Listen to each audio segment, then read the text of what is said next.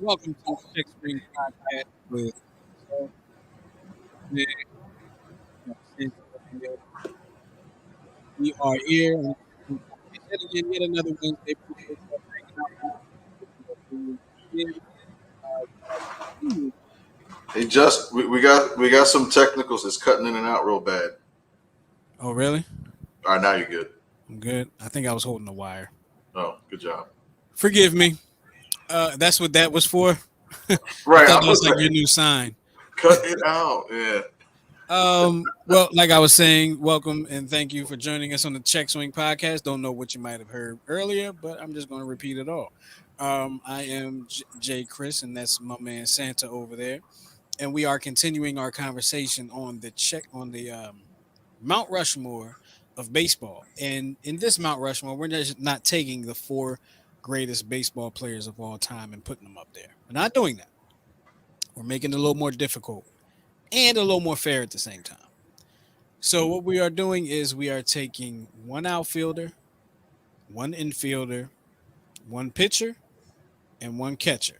Okay, and if you want to see what that with how that goes, it goes a little something like this. Check this out: an outfielder, an infielder, a catcher, and a pitcher. So the outfielder is going to go in a George Washington spot.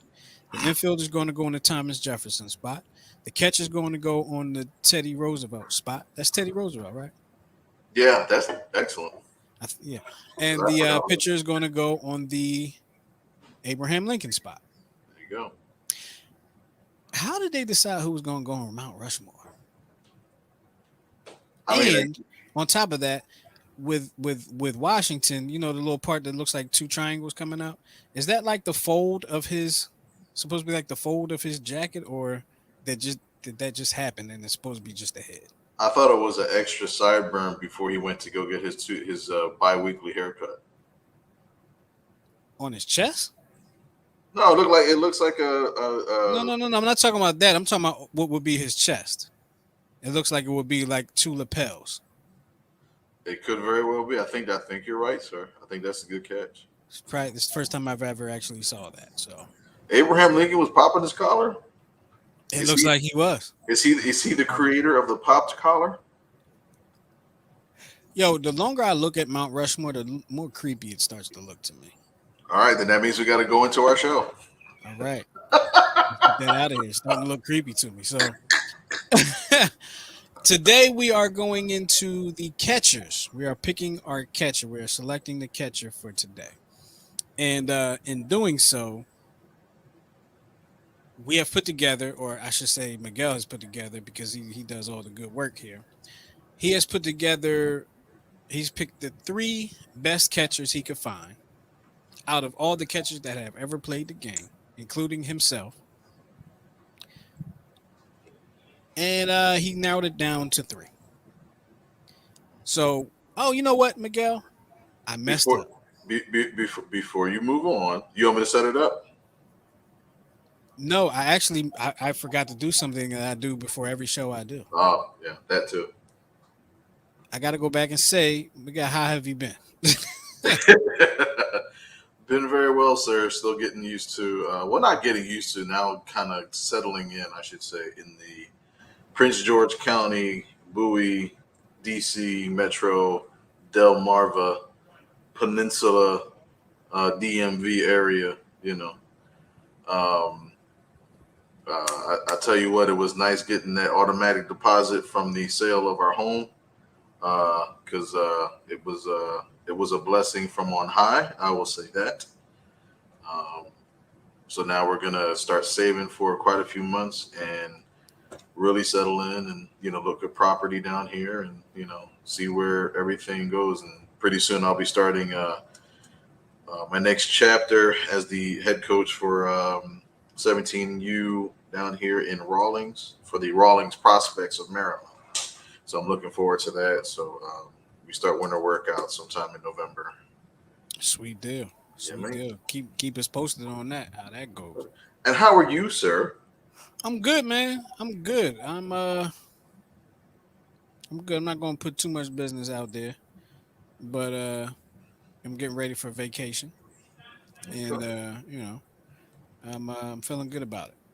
Feeling good about it. I'm not going to tell you where I'll tell you after the show where I'm going, but I'll tell everybody during this vacation I'm going to take a visit to the Basketball Hall of Fame. So if you know where that is, that's the where that's the state I'm going to. Where is the basketball? I don't know enough about basketball to know. Do you know where basketball was invented? As far as I know, it was invented fourth and or 22nd and Diamond. No, it was invented actually in Springfield, Massachusetts, Springfield, by man. Dr. James Naismith. Gotcha. Okay.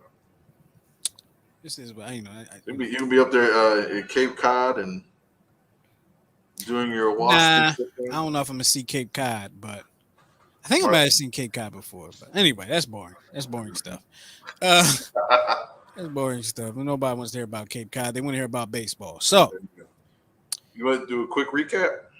let's do a quick recap of what we have got so far, because we sent out the survey for you guys to vote. You Yep. guys have responded in droves, and we appreciate it. And you guys are putting this together, not us. So what you got, Miguel? Where are we with the what we got? All right. So if we go full screen, so you and I agreed on the first baseman would be Mr. Lou Gehrig, Mr. Ironman himself.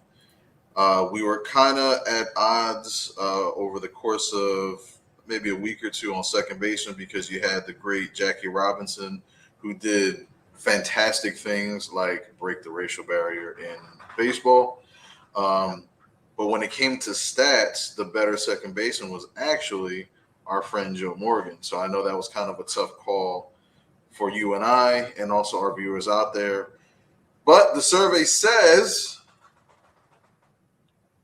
that 44% of our viewing public would prefer Lou Gehrig as the greatest first baseman ever. And Which was who I picked. Which is who you picked, yes. Mm-hmm. And Jackie Robinson wins with 55% of the vote for second base. Right. Now, I also picked Jackie Robinson. You also picked Jackie Robinson. Even I didn't vote for him. And I, now I was, going with the stats and going with, kind of keeping it modern. Joe Morgan was a very tough choice to go against because the stats were just, it was the greatest stats for a second baseman out there. Now, third base, it came down to two guys, Mr. Brooks Robinson, who defensively edged out the legend, Michael Jack Schmidt. What? Oh, you said defense. You talking about stat? Defense, just defense. Oh, okay. Okay. But the survey says, and by an overwhelming majority, Mr. Michael Jack Schmidt wins 81% of the vote. And it looks like we had some write-in votes. Yeah, Mr. Chipper Jones and Mr. Judy Johnson. You wanted to speak real quick on Judy Johnson?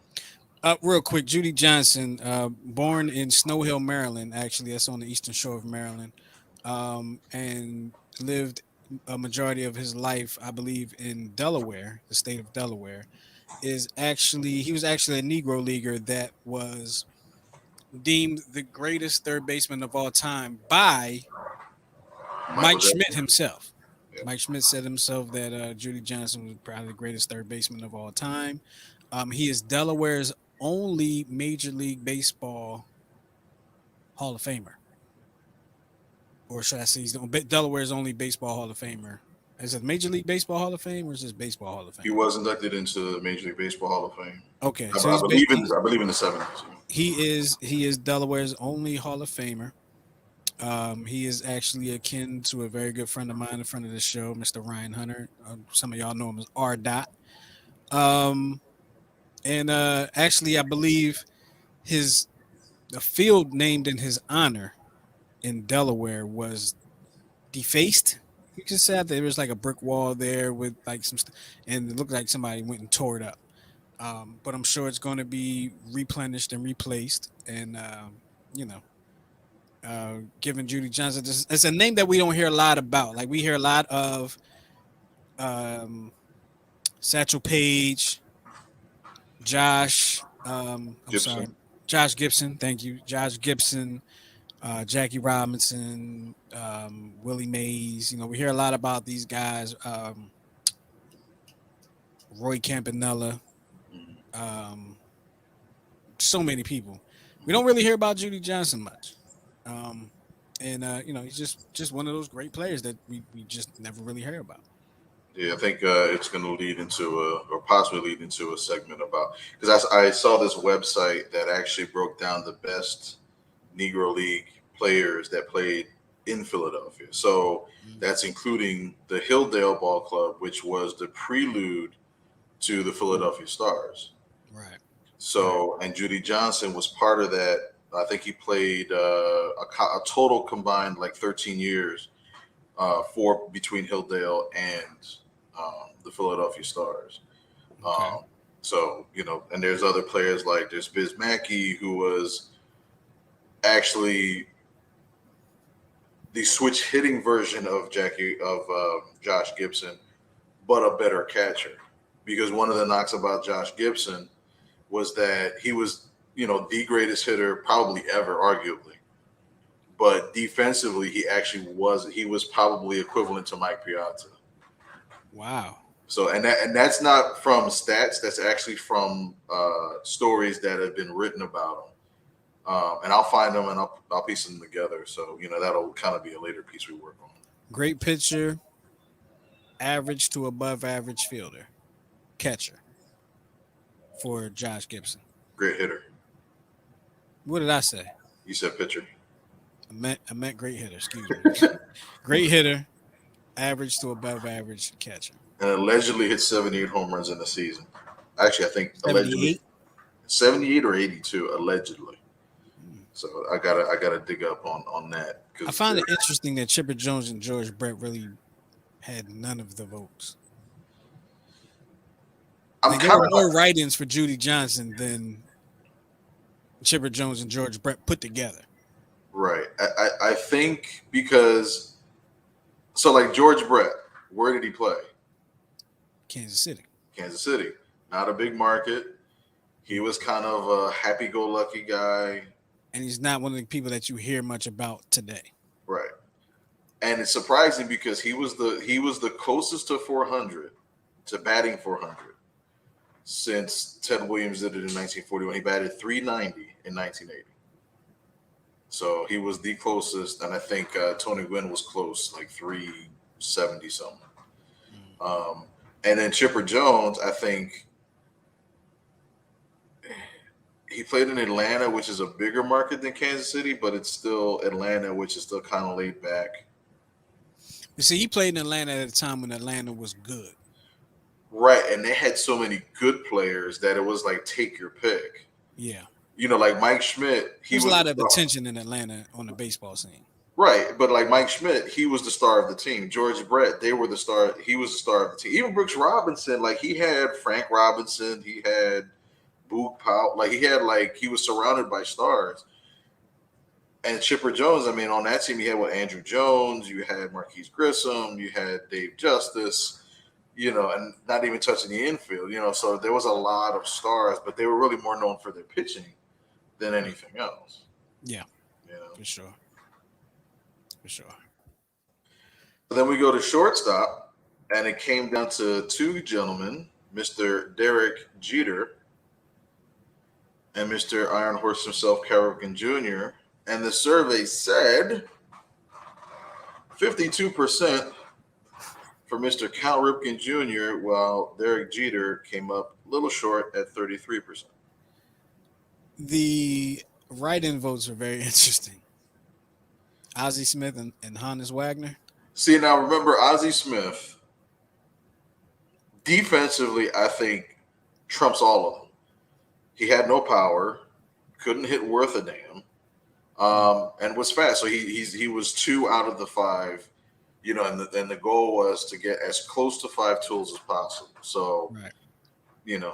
Although, I think he was a lifetime maybe 240 hitter versus Kyle Ripken, who was in the 280s and, wasn't really he was okay speed wise. He never really stole a lot of bases, but from a historical significance, playing 2,600 games consecutively without taking a break for 2,500 is an awesome feat in itself, for durability. Absolutely. So. And honestly, I couldn't tell you a doggone thing about Hannes Wagner outside of his baseball card is worth like the most money Right. of any Yeah, player. Honest Swagger off the top of my head played in like the 10s and 20s.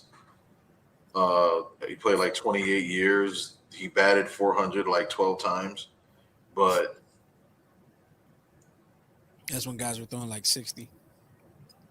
and they were spitballing, and it was the dead ball era, and dead ball was like, it was about the bunt, it was about the slash hitting. I think Mm-hmm. during his era, the most home runs that was ever hit in a season was like 9. So that's kind of telling of the time. So then there's no, other the records were well kept, so there's a lot of official statistics, but not much as far as pictures or video. So do y'all see what this man is a wealth of knowledge of baseball statistics and Oh, baseball period. stop it. He just told me about Hannes Wagner. I knew nothing about Hannes Wagner outside of his baseball card. I didn't even know if he was good or not, to be honest with you. I just know his baseball card was worth a lot. Well, a lot of surveys and stuff, they kind of rank Honest Wagner as a top 2, but again, they even say like not a lot of you know not a lot of instant replay or video on what his launch angle was back in the early 1950s. And launch angle has become like the classic buzzword for today. Which my feelings on that. Was that not supposed to be okay? There we Yeah, go. so that's just a breakdown of the votes. So we have Lou Gehrig, Mike Schmidt, Jackie Robinson, and Kyle Ripken. So now we have to make a choice. Are we making a choice, or are the people going to make the choice? I almost hate leaving it up to the people because I know what happened in 2016.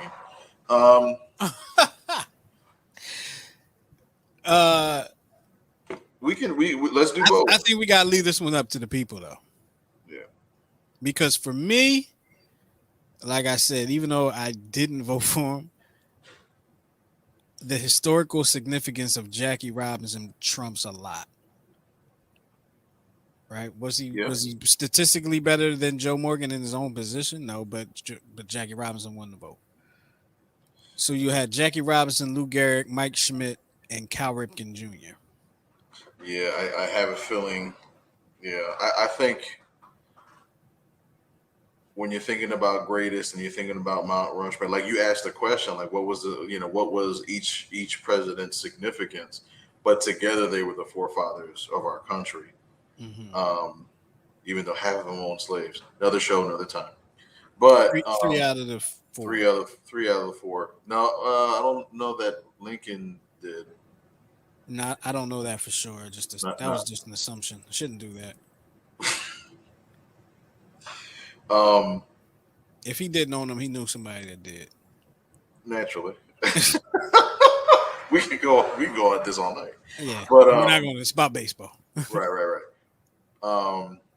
But yeah, I think when it comes to historical significance, and not to say that Jackie Robinson wasn't a pushover. I mean, he competed. You know what I mean? So it wasn't like he was a slouch. But I think when you're talking Mount Rushmore, and forefather of baseball, I almost got to put Jackie Robinson there. Yep. Just off of what you just said alone. Because forefather of baseball, you don't think of Joe Morgan. You might think of Lou Gehrig.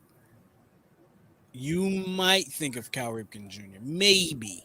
You probably don't think of Mike Schmidt. So it may actually come down to Lou Gehrig and Jackie Robinson. It might. It depends on what people like. I want to see what the people say. Okay. We can see what the people say, and then we can have the final say. But I want to see I'm interested in seeing what the people say for this. So look for the survey after the show, and we'll have the people vote. Absolutely.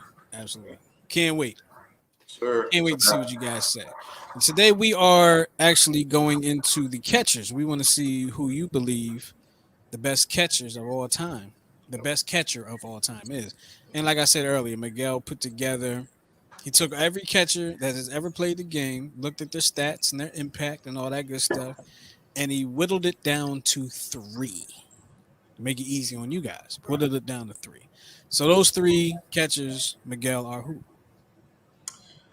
Number 3 in third place, and I know this. A lot of lists seem to have this person first or tied for first, but on my list, number 3 is the great Johnny Bench. Played quite a few years. Great fielding percentage, almost perfect. But he was a power threat. You see, his best season was in 1970. Went to the World Series that year and lost to the Baltimore Orioles, who was a dynasty kind of sort of at that time. Batted 293 with 45 home runs and 145 RBIs. Had 54 walks. And kind of a defensive juggernaut at 43% caught stealing for his career. So Remember that number.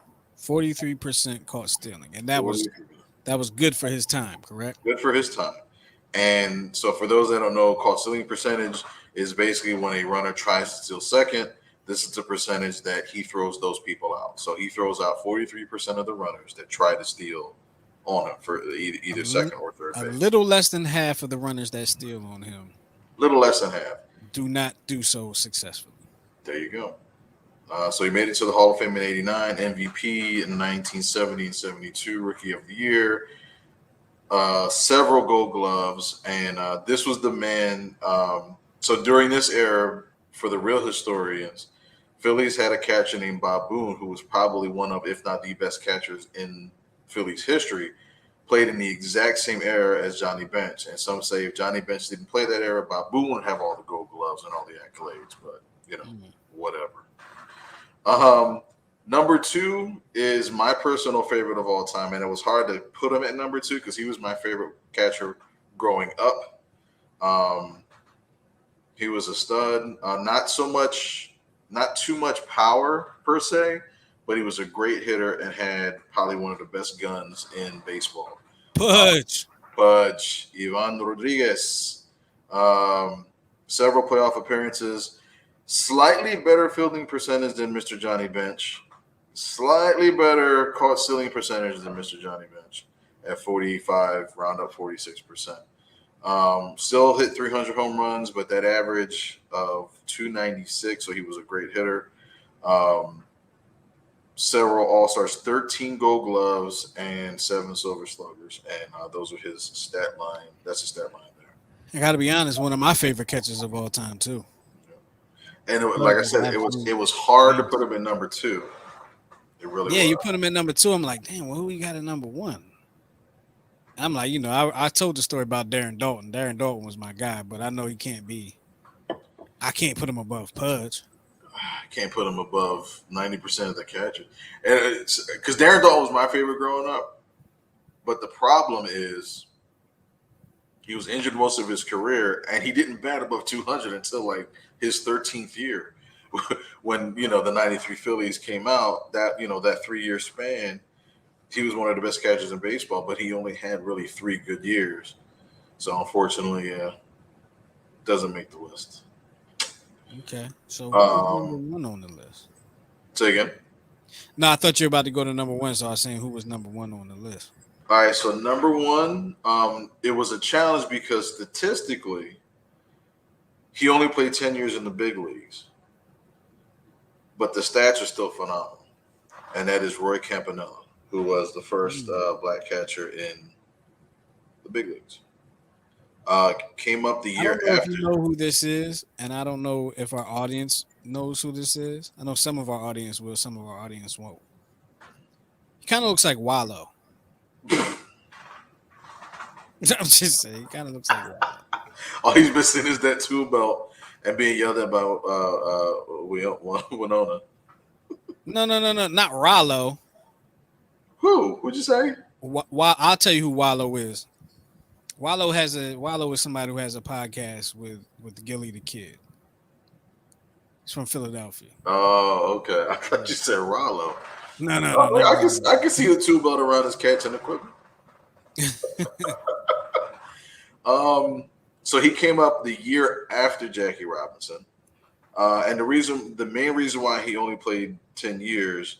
Number one, he wasn't allowed to play prior to 1947. So he played in the Negro leagues for about, I want to say 7-8 years prior to. So it goes back to what we talked about with Jackie Robinson, the longevity, because Jackie Robinson was a rookie at 28, when most players were rookies at like 21, 22. So he was robbed of like 5 or 6 years. Same thing with Rory Campanello. And unfortunately, after the 1956 season, he was in a car accident. He was born and raised in Philadelphia, went to Simon Gratz High School, and he was driving at night in the wintertime, and his car flipped over. I want to say somewhere out in Wyco, somewhere in Wyco, Pennsylvania, flipped over, and all the car compressed his spine, and he was paralyzed for the rest of his life. Wow. And he was stricken to a wheelchair. He was paralyzed from the chest down. But Tommy Lasorda hired him to train his catchers. So he trained Steve Yeager, who wound up being a catcher for the 70s Dodgers, who went to like 4 World Series. And he also personally trained Mike Scioscia. And then towards the end of his life, he even tried to coach Mike Piazza, which of course there was no coaching Mike Piazza because he was probably the worst defensive catcher in all of professional sports. But he had such a wealth of knowledge, and he actually credits his success not to Josh Gibson, but to a gentleman I mentioned before named Biz Mackey, who was the switch hitting catcher for the Philadelphia Stars and the Hilldale Ball Club. He credits him with his talent and his coaching ability because he himself was a great catcher, actually a better defensive catcher than Josh Gibson.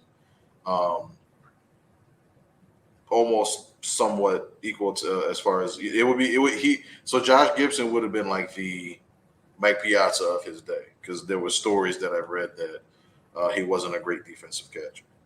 But Roy Campanello did it all.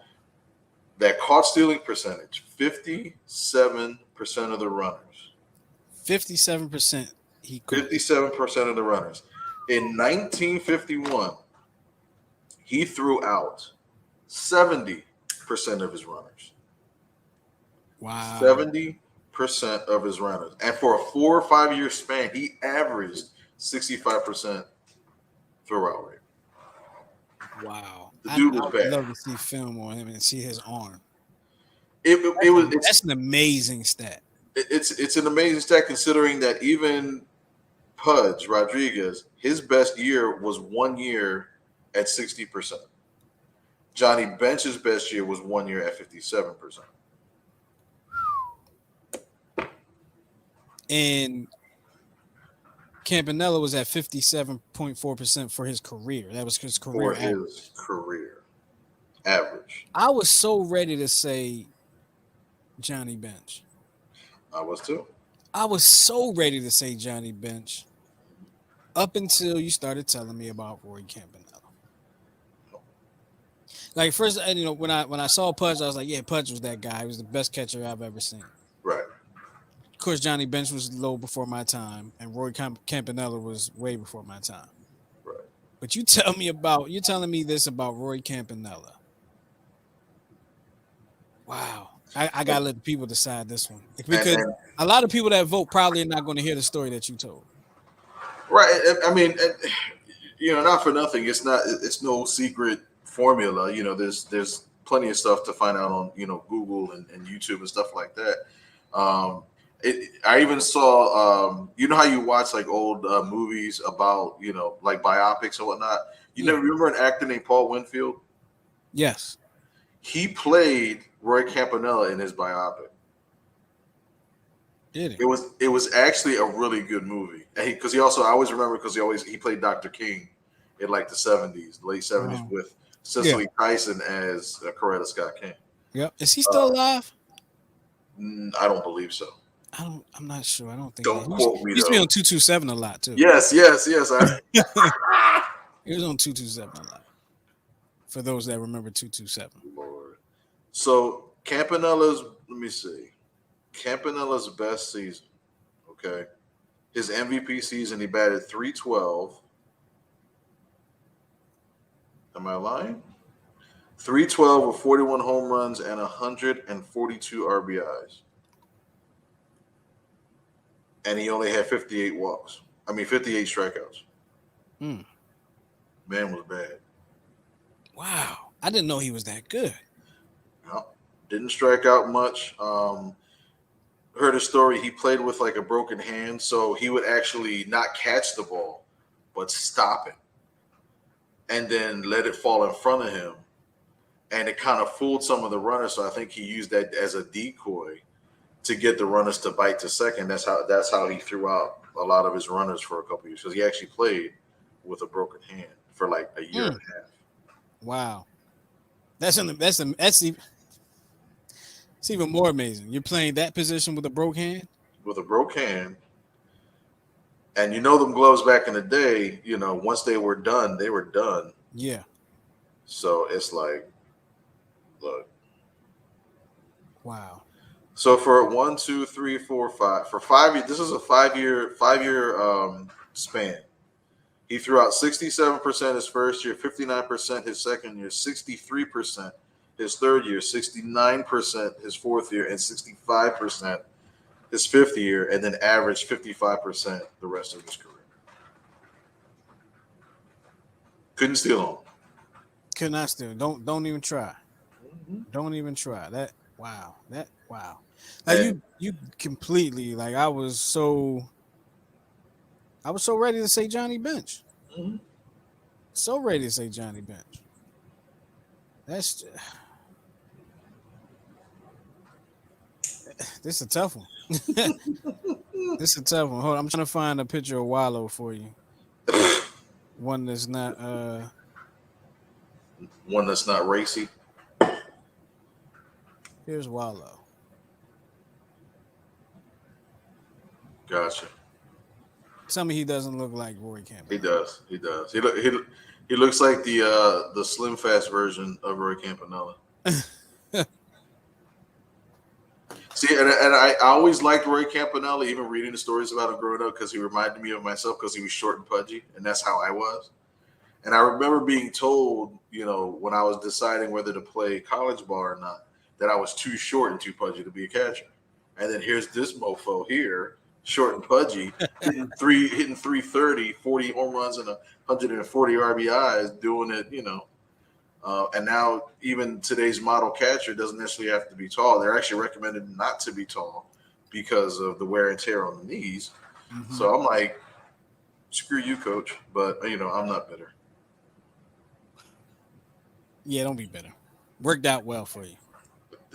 Trust me on that one, because I did play catcher in college, and my knees, I'm sure you heard my knees crack before for no reason. I heard them crack before the show. For no reason. For no reason whatsoever. So those are our catchers. You got Johnny Bench, you got Ivan Pudge Rodriguez, and you have Roy Campanello. And made it difficult, man. You really made it difficult. You made it difficult for me after hearing about Roy Campanello, because admittedly I did not know much about Roy Campanello. Gotcha. I did not, and I'm kind of embarrassed that I didn't know more about him. And I didn't know he was from Philly either. Born and raised. Actually, when you said, I do remember somebody telling me he was from Philly, but I didn't know. I think there's a plaque. What is that on Hunting Park? Right on because it's on Hunting Park in Luzerne, right? Simon Gratz. I'm not sure. On the front of the school, you know how they have those plaques, right? Those historical markers.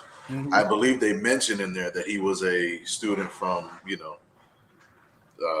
41 or to 44 or whatever, or even before. No, actually, I take that back.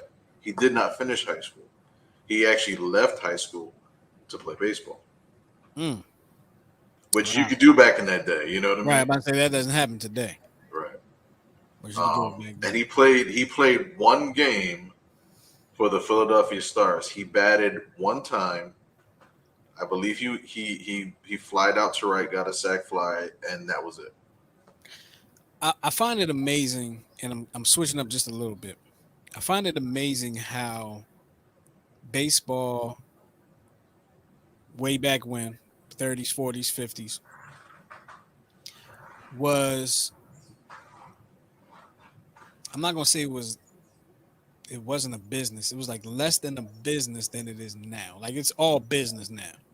Mhm. But like back then you could play for different teams Yep. at the same time. I mean, some guys play, I know some guys play in the major leagues, they'll play in the Dominican leagues, they'll play in the Mexican leagues and all like that, but that's at different times. Right. You could play for in the Negro leagues, you could play for three different teams. Yep. Like and I just find it amazing, like how it was almost like rec league Yeah. coming up, and I feel like maybe it was just every season was like bets between the rich ownership. Like my team's better than yours, and if we win, you guys got to buy us the trophy. You know, so I don't know. Right. Right. Right. I Right. made Right. that up on the fly, but you understand what I'm saying. Right. No, Yeah, it is interesting, and you hear all the stories, especially like with Satchel Paige and Josh Gibson, and what's the movie about the with Satchel Paige, Josh Gibson, Jackie Robinson. Jackie Robinson? It's called When was it called? Is it When We Were Kings? No, Is that the boxing one? that's the boxing one. It's I'm called. I gotta but look it up. I always have to look it up because I always forget, but I actually like have the movie saved on YouTube. But that was an amazing movie too. I love that movie. yeah, and it's bittersweet because there's a segment where they all come together and they're like Jackie Robinson even acknowledged I'm not the best, I'm just the first. Right, And it's kind of right. a segue, and it Soul of was the Game is what it was Soul of called. the Game. Yes, Yeah, great that was movie. a great movie. If you have not seen the movie Soul of the Game, I would request or suggest that you check that movie. That was a great movie. A If great there's movie. any movie that needs to be remade, I would love to see that remade. Yeah, absolutely. Absolutely. And I see like Denzel and like um, Nah, I think Denzel's too old now. he could play a manager. He could be a manager. He could Okay. be like a retired Judy Johnson. You know Okay. what I mean? Okay. Um, but like Michael B. Jordan, I could see playing somebody in it. Which would be his second baseball movie. Right. John like Don Cheadle, playing, But a see, part. here's one request I have for Hollywood, Uh-oh. and they've done a better job of it as of late, but they haven't always done a great job of it. When you create sports movies, please cast somebody who knows how to play the game that you're shooting. Like, I forgot what movie I was watching, but it was like a movie. I don't forgot if he was a baseball player or quarterback, but I was watching him throw, and I was like, he's never thrown a ball in his life. His wife. Like you're playing this famous player, you've never thrown a ball in your life. What are you doing here? Athletes will pick up on that. The Yeah. general public does not. Athletes are like, and it's probably why. Actually, I heard. I don't know how true it is, but I've heard or read that the movie Any Given Sunday, Jamie Foxx, L. Cool Yep. J, Lawrence Taylor's in it, Al Al Pacino, Pacino. Cameron Diaz, Diddy, Puff Daddy, Sean Combs was actually supposed to play the part that Jamie Jamie Foxx. Foxx played, but he couldn't throw. Wow. That's what I heard. I don't know how true it is, but that's what I've heard. Wow. Yeah. No. Yeah, it was yeah. Interesting stuff there. Yeah. Yeah, that's and then you look at like Major League and like, Ricky Vaughn, our boy, the State Farm guy, I, The Allstate guy. I'm sorry, I always forget his name. It's uh, like Bert Joe something. Joe Boo. I forgot. But I always forget his name, but he's a great actor too. Great actor, yeah. But there was one movie where they attempted to make a Major League 3 back to the minors. Oh, I remember. I didn't watch that, but I It, do remember it, him. it, it was horrible in the fact it was already a bad movie, and I think I was sick and I had nothing else to do at 4 in the morning. This was on HBO. Why not, right? But it was bad, and it made me angry bad because not only were the players so bad acting as baseball players, they CGI'd a baseball being hit. A baseball what? Oh, being hit. Being hit. They CGI'd it.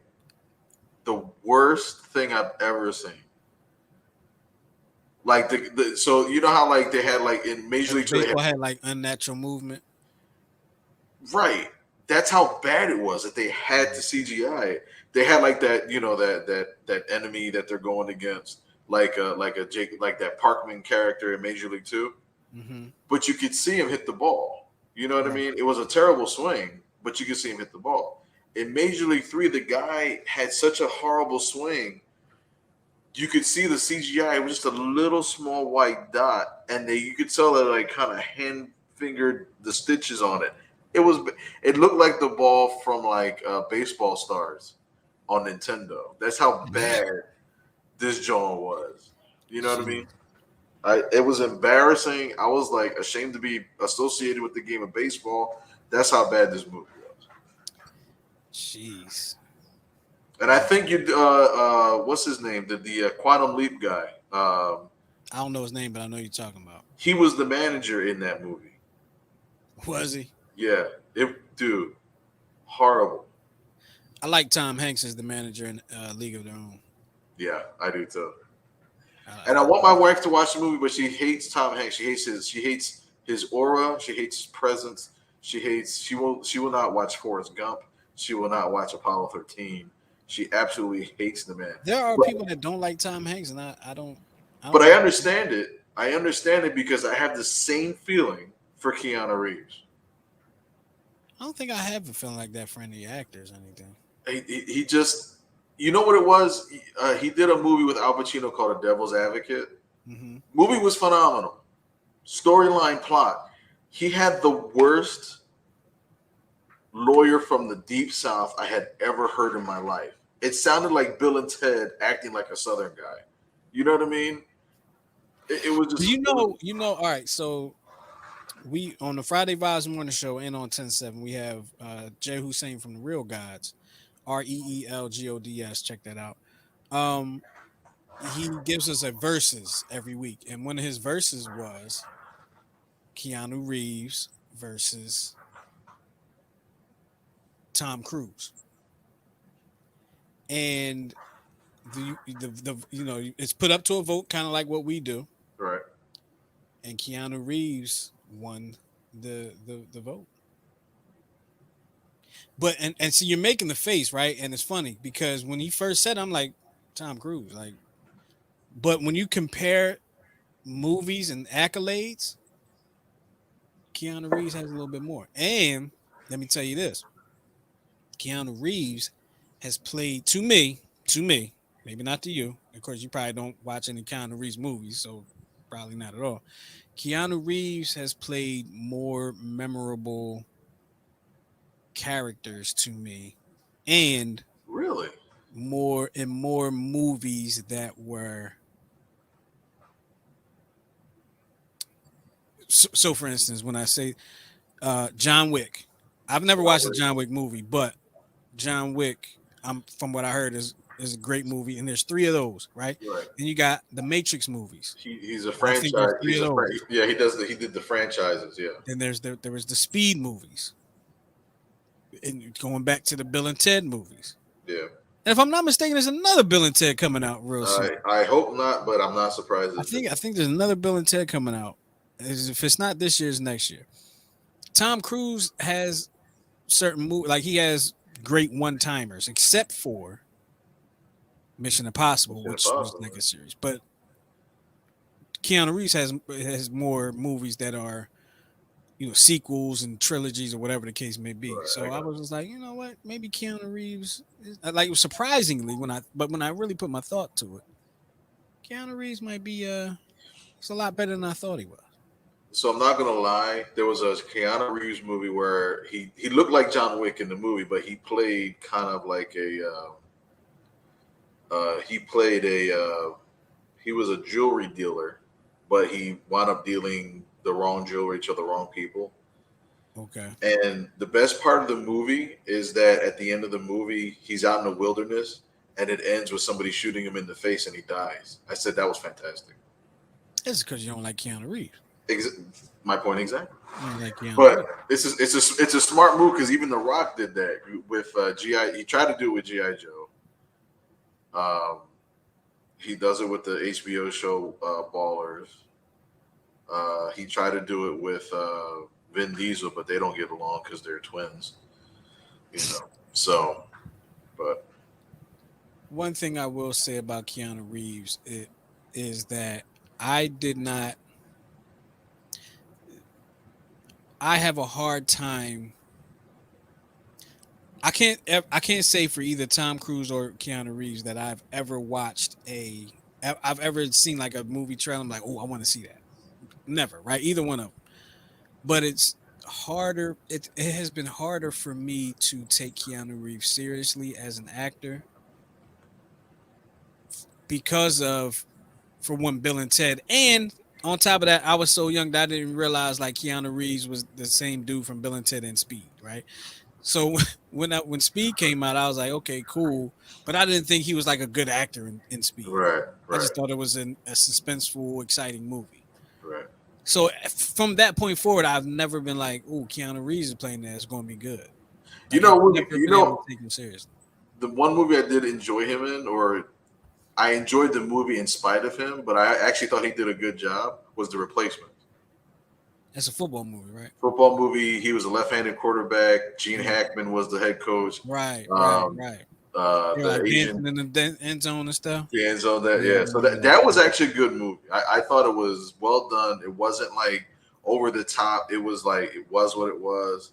So and I thought he actually threw good for a lefty. He's a natural athlete. So you just have to like he's when you were talking about Puff Daddy and playing in any given Sunday, you got to have some athletic ability right. to play the part.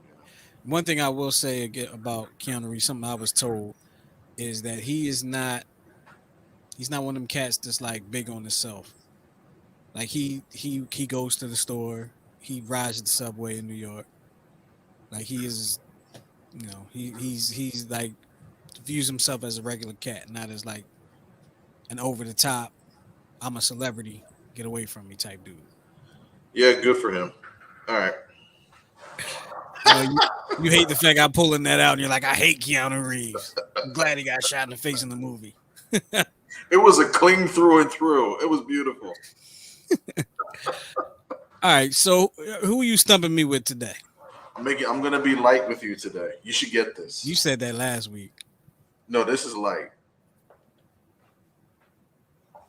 This dude only played for 2 teams.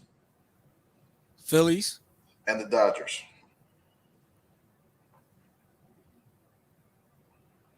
Chase Utley, right? No. I can't remember Chase Utley's jersey number. So I was. You can't remember Chase Utley's jersey number? It's 26. For some reason, I'm not good with baseball jersey numbers. Gotcha. I don't know why. I can't. He was a Gold Glove, 2-time All-Star. What era did he got? Tell me what era he played in. He played in the era. If I tell you this, you actually might get it. That's the point. He played his entire career, started the year after the Phillies went to the World Series in '93, and ended the year before the Phillies won the World Series in 2008. I'm sorry, 2007 he retired. So I want to say like what position he played, but I feel like it's Kevin Stocker. Absolutely not. He didn't even play 7 years, I don't think. I don't know how long he played. I just know Kevin Stocker came like after the World Series. He played in the World Series. He played in '93. He did? Yeah, he was the rookie that he was like the big star rookie that year. Oh, I thought he came after. Okay. Dude, he was. Well, what position did he play? You might get it. He was a catcher.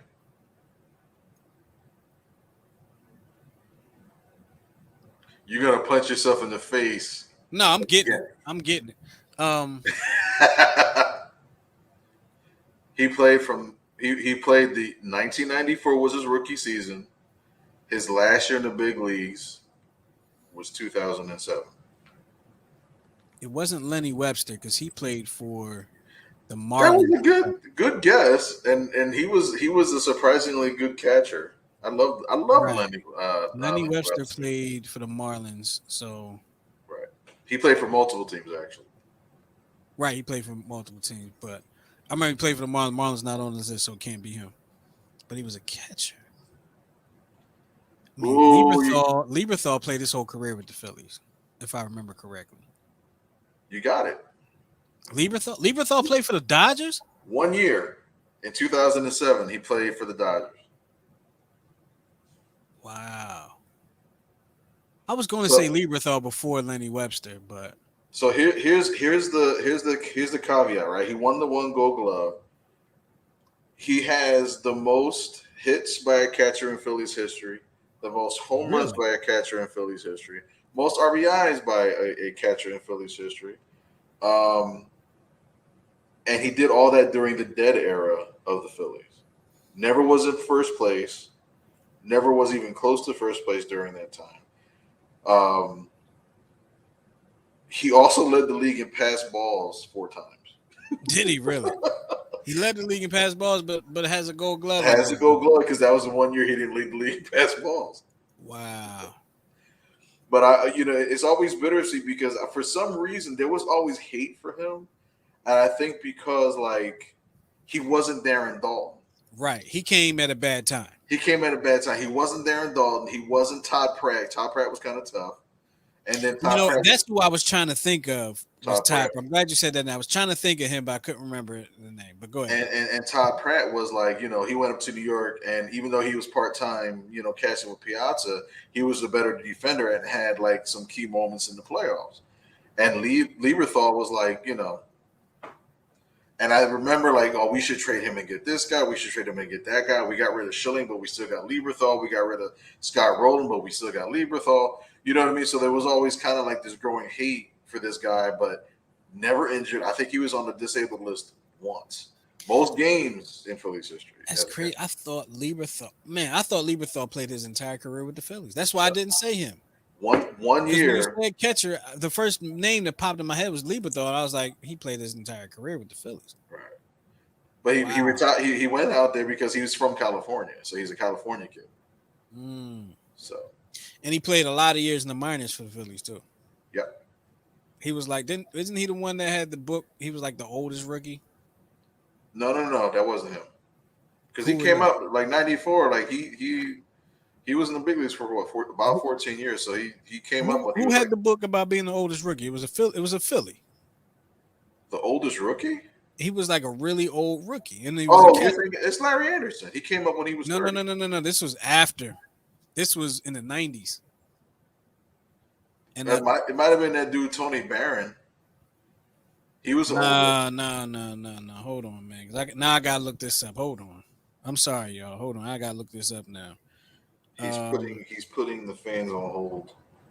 Sorry. Entertain the fans while I'm going through this. Oops.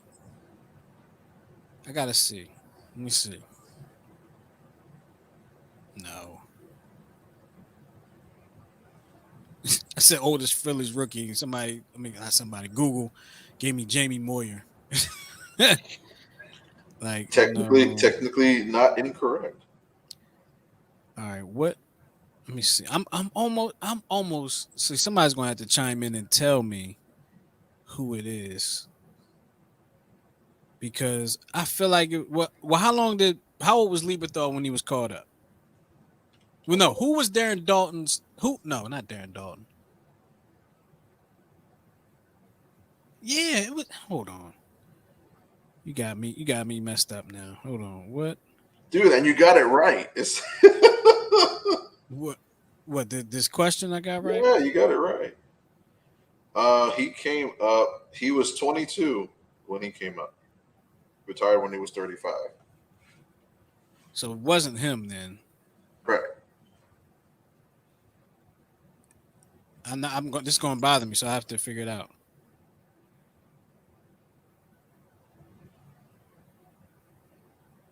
This is really going. Oh. Oh my God. Why did I think it was Mike Lieberthal?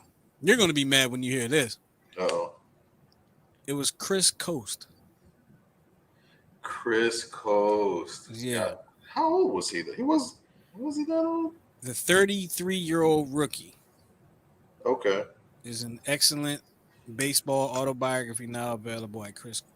And he split time with Carlos Ruiz in '07 for that first play because he was the cat. He was actually the Yeah, starting catcher in the playoffs in '07.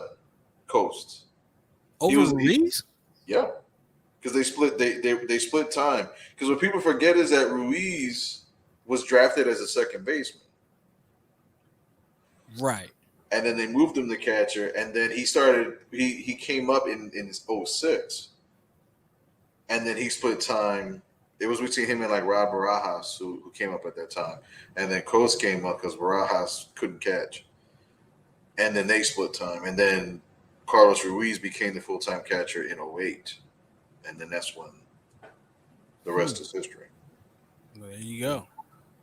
There you go. Well, we're going to get ready to wrap this thing up. Make sure you vote for the greatest infielder. All right. We have Jackie Robinson, Lou Gehrig, Mike Schmidt, and Cal Ripken Jr. are your choices for the greatest outfielder, greatest infielder, excuse me, that's going to go on our Mount Rushmore. It's going to be decided by you. And also vote on the greatest catcher, Johnny Bench, Ivan Pudge Rodriguez, and Roy Campanello, which I feel like Miguel has swayed my vote from Johnny Bench to someone else, but we'll see how I feel when it's time to vote. So don't please, let me please don't let do. me influence you. Please do so. All right. We're gonna get out of here. Miguel, do you have any final words before we get out of here? I have a big dummy of the week. Yeah, let's do that. Hold on. Let me get that together. There we go. So Miguel, who is your big dummy?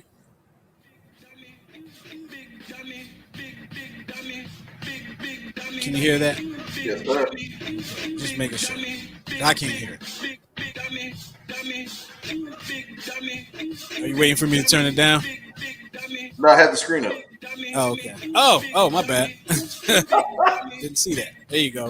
The Big big dummy dummy of of the week. Who is he? Mr. Urban Meyer, the head coach, former legend, college coach, Mr. Urban Meyer, who's the head coach of the Jacksonville Jaguars. 0-4 season, decided to have a little fun at a local bar instead of going back home to his wife and children. Um, Decided to get a lap dance from a patron you see there. For whatever reason, the videos that exist, they kind of gray that part out. I'm like, was there something out? I'm confused. Um, so he had to remind you, like normally you see players getting into this type of trouble, but he's a head coach for a professional organization, and this big dummy took pictures with the pictures. Yeah, he had to issue an apology, fun stuff. What you want to bet he's trying to get out of that job and get into the USC job? Why waste everybody's time and money and get into stuff like this? This might have sealed his fate. Well, no, We're talking probably about not. USC here. Yeah, you're, you're right. Urban Meyer is your big dummy of the day. Yes. You big dummy. So let me just say this. Let me just say this. So when it first happened, I was like, well, why don't you just get a room? Right? That would be like your thought. Like, why don't you just get a room? But then I thought about it a little more and I was like, maybe that's not a good idea either because getting a room can lead to accusations. You're doing it out in public, it leads to videos, but it doesn't have to be necessarily accusations. Right? Correct. Just saying. Just saying. Urban Meyer, you big dummy. With that being said, I want to remind everybody that I said the Phillies were not going to make the playoffs this year. And as you know, as the playoffs are going on right now, they did not. So contact me if you want some betting advice.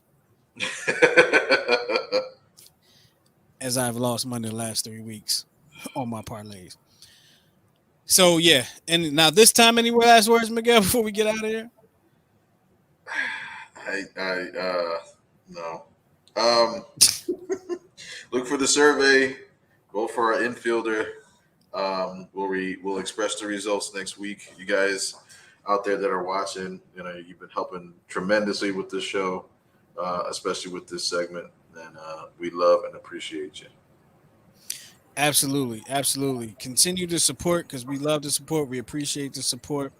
And we need your support. And we thank you guys for supporting and always checking into the Check Swing podcast every Wednesday night at 9 o'clock here on the New Twist Radio YouTube channel. Make sure you subscribe to our YouTube channel. That is youtube.com/New Twist Radio. Of course, if you have any questions, comments, requests, and any of that stuff, hit us up at 215-486-0335. That is our text line. You hit the text number 215-486-0335. All right. Now, with all that being said, I appreciate y'all for being with us. Make sure you check us out next week on the Check Swing Podcast. We'll talk to y'all next time. Peace.